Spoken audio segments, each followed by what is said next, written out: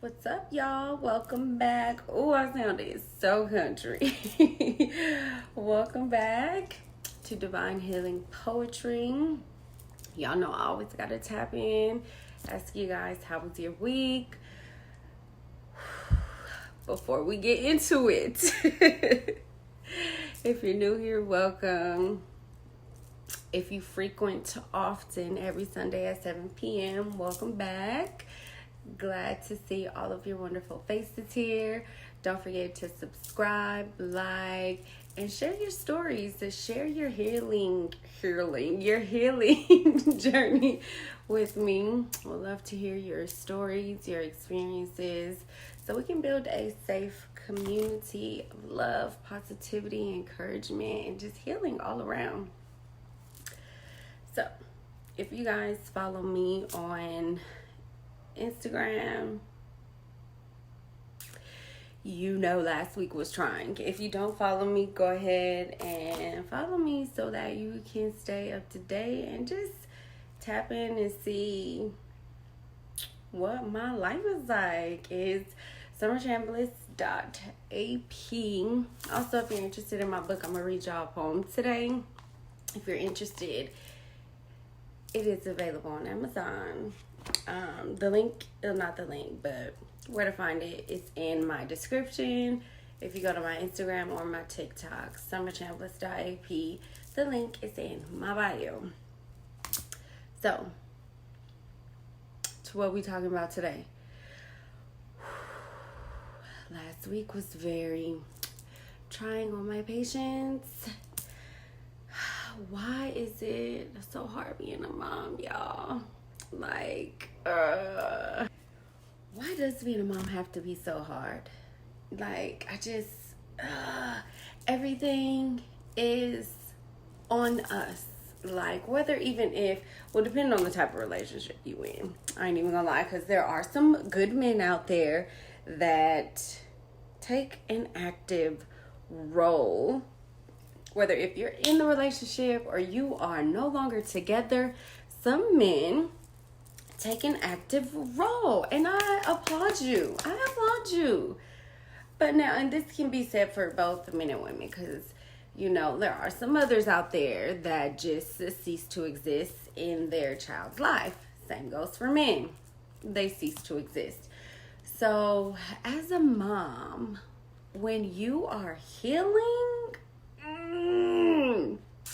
shit gets rough, because you're working so hard on healing yourself, trying not to damage your children the way you were damaged. So it's like you're healing yourself.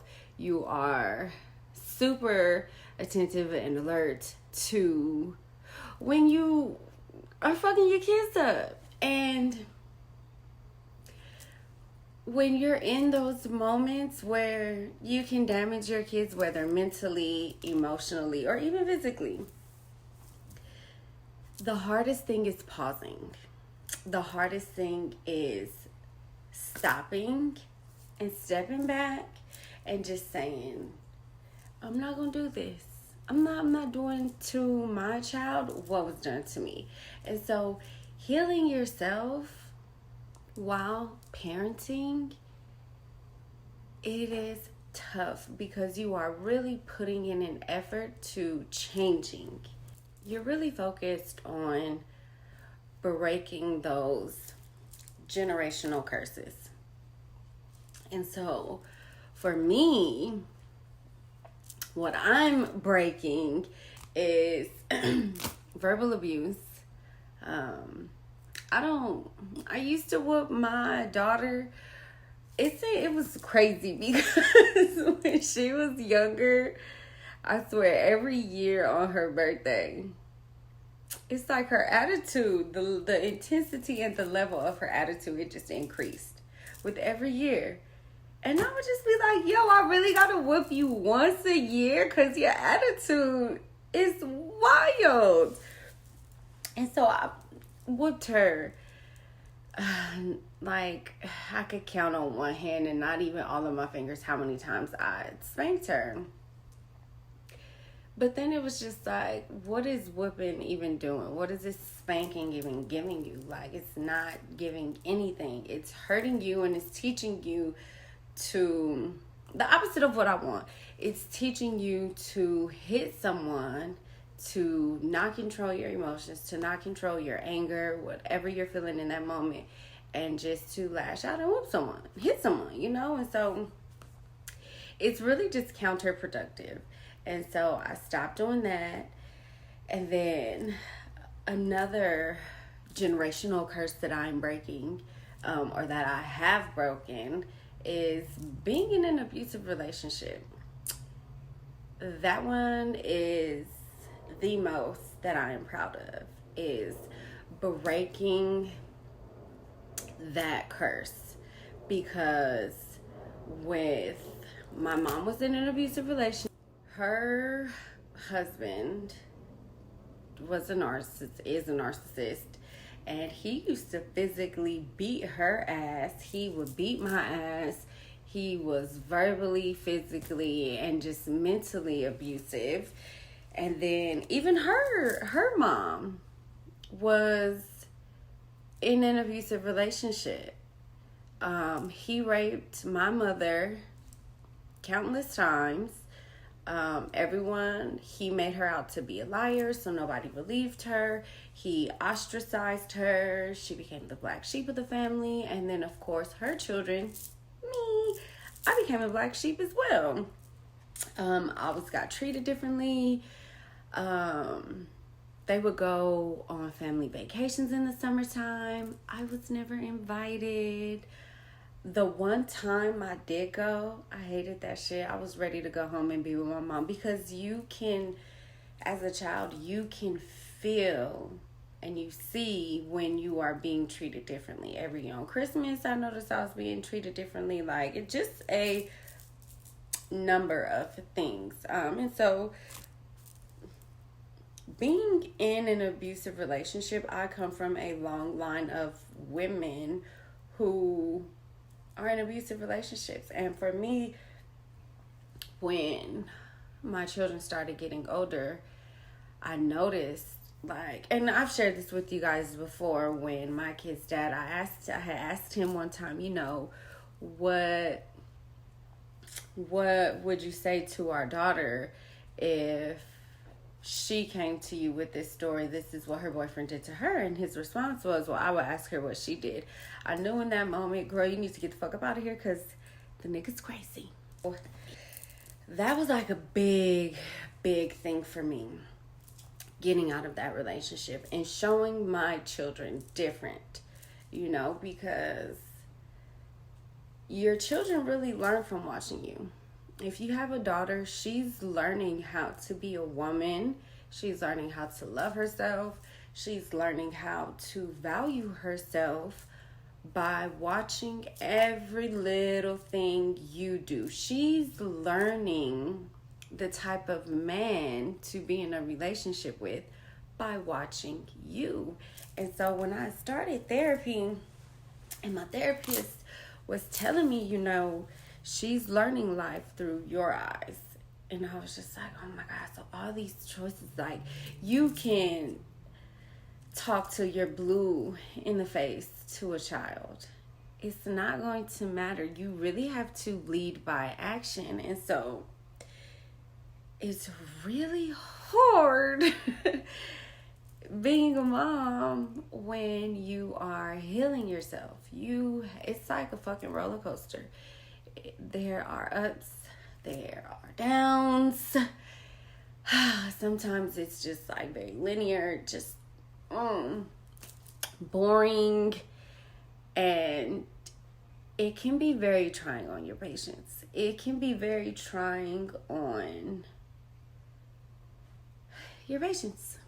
And so last week, it was very trying on my patience, because I'm really working hard to watch the way that I speak to my kids, because growing up, you know, my mom would call me bitches, I ain't shit, you are a whore.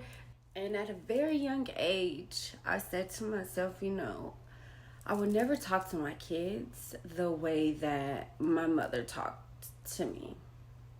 I would never, and even as a kid, I always felt like, how do you say that you love me, but you talk so just disgusting to me? And even when I was with their dad, I would even say the same thing to him. You say you love me, but you treat me like shit. How do you love someone and you treat them like shit? And so I made it a point when I was younger that I would never talk to my kids the way that my mother spoke to me. I'm sorry, y'all, I lit an incense and it's just like, ugh, in my throat. And so, I need some water. Sometimes it can do, but see, I lit an incense and I burned some sage too. I was a little flustered, like I felt my energy just like off, and so I needed to cleanse that negativity. And it is just like steeping in my throat.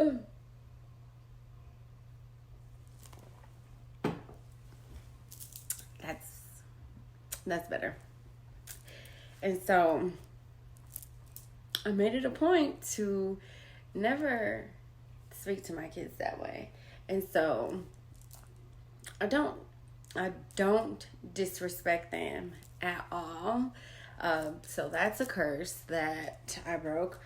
But like I was telling my therapist, when you've been in an abusive relationship, you grew up in an abusive home, and no one ever gave you any understanding, a trait that I noticed that I developed was the need to give an example to make someone understand how I'm feeling. And I noticed that I do that with my children, like if they don't understand me, I give an example. And I noticed that sometimes in my giving of examples, it would do harm instead of good. And I would always have to talk about it or, apologize because I would feel bad later. Like, I shouldn't even said that, And so I was telling my therapist about that last week, and she was like, your kids don't need to understand you. And I was like, I know they don't. I was like, why do I do that? And she's like, because you've never been understood, so you feel the need to give examples to your children to make them understand where you're coming from. But they're your children. They don't need to understand you. That's not their job. And I was like, you are so right. Like, I'm going to stop doing that. And then it just brought me back to when I was with their dad and him never fucking understanding me. And I feel like that is one of the most humane, simple things that you can do to another human is to give them understanding. It's to understand where they are coming from. It's to put yourself in their shoes. You know what I'm saying? And just to be able to understand and be like, what? I understand how you feel. I get it. You're upset at A, B, C, D, and E. I did this. I get it. But he never gave me that. He never understood a single thing. And that shit will blow my mind. It's like, how do you not get it? And I will always just fight so hard and give so many examples. Like, 1 + 1 is 2, nigga. If Johnny got 1 apple and Timmy gave him another apple, how many is that? And he would just be like, no, if that's not how I feel, then it doesn't matter. It's like, dude, this is basic arithmetic here. Like, my math is mathing. It really is. And then even with my mom and her husband, they never understood me either. They never even gave 2 shits to try to understand me or to care about me. And so I always just grew up fighting to be understood. And I noticed that I was doing that to my kids, and it's just like, it's not your job to understand me. Hold on, y'all. My cat is doing something. Leo. And so, it's not their job. It's not their responsibility. And two, I don't give a goddamn if anybody understands me or not. Like, now I'm at the point to where it's like, I don't care if you understand me. Because I understand me. And I don't give a shit what you think. You either do or you don't. Guess what? My life will continue on.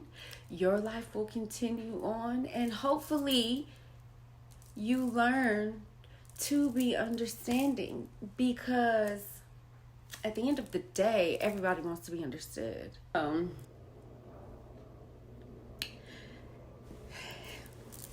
It's nice to be understood, but everybody's not going to understand you. And learning to be okay with that,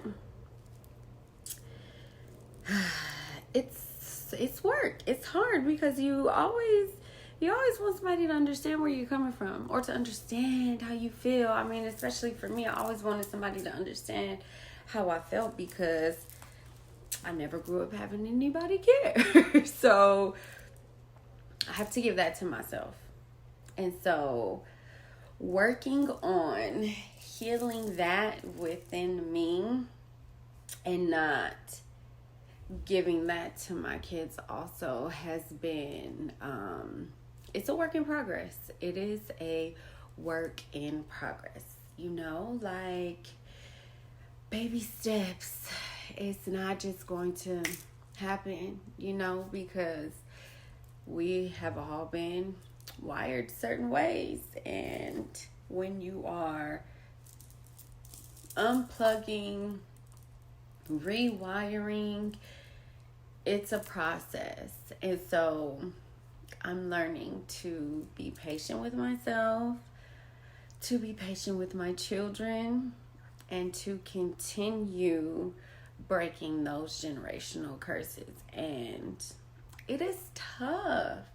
It is tough, especially when your ex is a narcissist and you're not just healing yourself, you are healing your children as well because they are being emotionally and mentally abused. So for other men and women who are actively involved with their children and you are working to heal yourself, you are not alone. Be patient with yourself. It's all not going to happen right away in a day. Work on becoming aware. That has been my biggest thing. Becoming aware of my emotions. Becoming consciously aware of my emotions. When they are happening, to sit back, let it evolve, let it happen, but to not become that emotion. To witness it happening, but to not become it. That is like a very big thing, because once you become that emotion, it takes over. That's when you say things you don't mean, do things you don't mean, and then you have to go and pick up those pieces. So I am so focused on a lot of things. I feel like I say that a lot, and that's good. That means I am, and if you are so focused on a lot of things, that is good. That means you are really doing the work to heal yourself, to break that long line of generational curses. And that's amazing, because I feel that so many people go to therapy or say that they're healed, but you're really not. And I was one of those, maybe like a year and a half, 2 years ago. I would say, oh, I'm healed.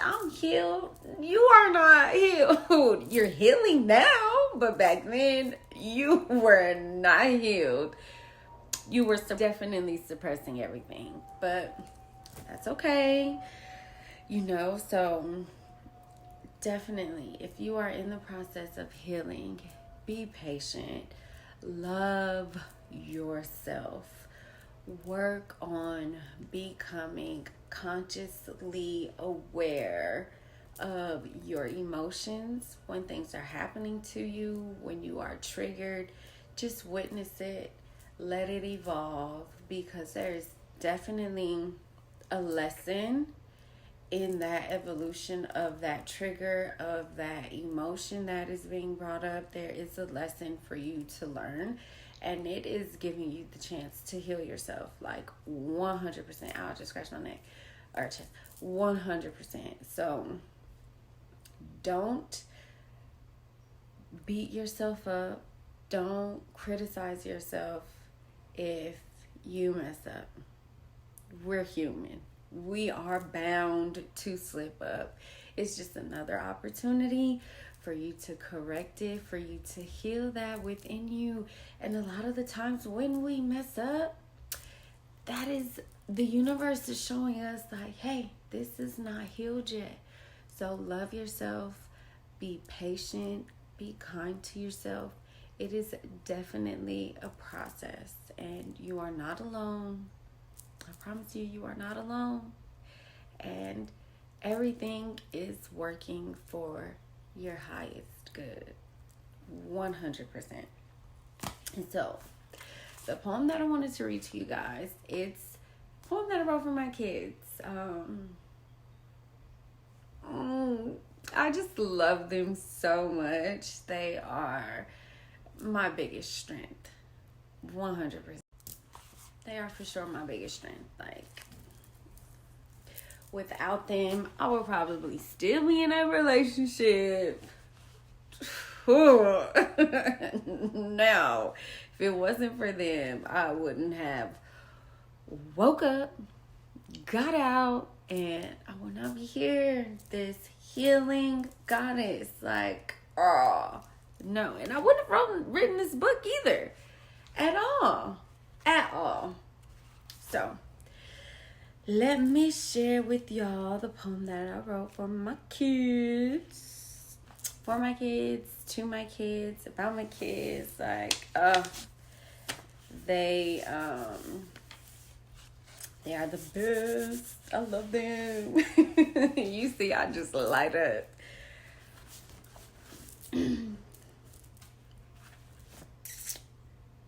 If anybody wants to know, if you have the book, you can read along. No, I'm just kidding. It is page 72.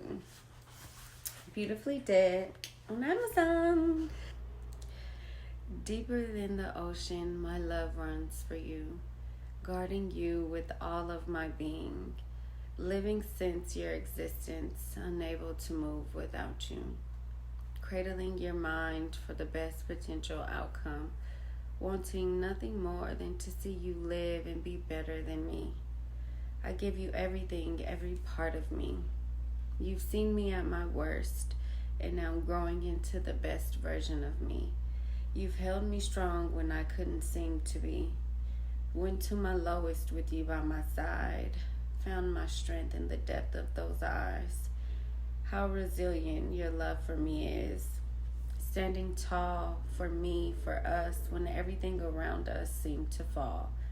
Your love for me helped me through it all, reminding me to push through all my fails, giving me all the applause. So thank you, my beautiful children, for showing me true unconditional love. I'm forever in your debt, and I promise no matter what you go through, whatever may happen, how many times you fail or fall, I'll always be there to help you through it all, to remind you to stand tall, holding your hands, encouraging your faith in yourself, to believe in all you are, picking your head up whenever it falls. See, your love for me runs deeper than it all, so I give that back to you unconditionally, loving you for all that you are and all that you do not see that you are. Unconditional. I low-key got emotional reading that, like. I love my babies. So, if you are healing yourself and raising children, you've already gifted them something so much better than you ever had. Because no one decided to heal themselves for you. So by you healing yourself for your children, fucking amazing. So continue on your process. Continue on your journey. Be patient. Love yourself. Know that healing yourself is ugly. It's painful. It can be so dark at times, but you are always that light. And you healing yourself is the most amazing gift that you are giving to your children. Not just to yourself, but to those little ones that you are raising. So I applaud you. Keep up the good work. I love you guys. See you back here Sunday, 7 p.m.